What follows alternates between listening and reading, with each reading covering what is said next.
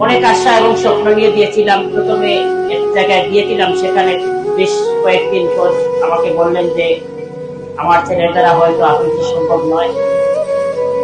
খুব ব্যথিত হয়েছিলাম, অনেক বেশি কান্না করেছিলাম ওই দিন।